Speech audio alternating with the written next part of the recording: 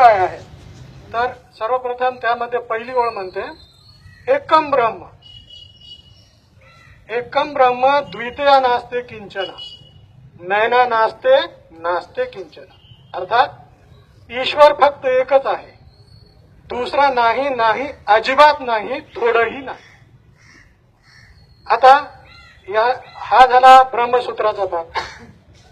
मग आपण कुराण शरीफ मध्ये आलो, सूर्य नंबर 112, सूर्याचं नाव आहे सूर्य इखलास, त्याची पहिली ओळ कुल हु अल्लाहु अहद, म्हणजे ईश्वर फक्त एकच आहे।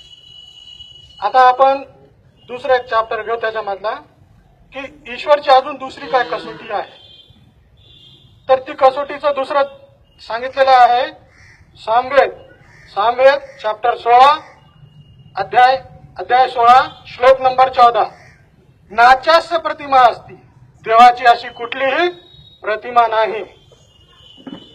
आणि त्या सूर्यामधला दुसरा अल्लाहु समद, ईश्वर काय आहे, सर्व ठिकाणी सर्वव्यापी आहे।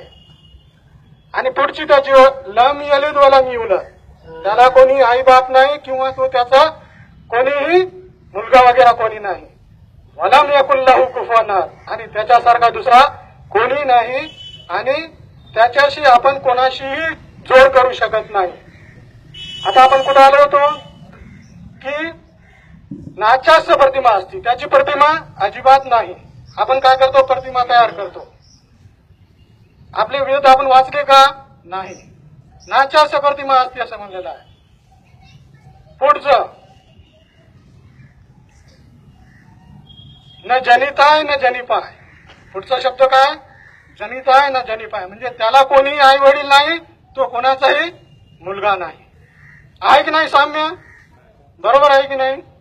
तर त्यामुळं आपण वाचलं पाहिजे। एकूणमेकाचा आपण विरोध करण्यापेक्षा आपल्या पुस्तकात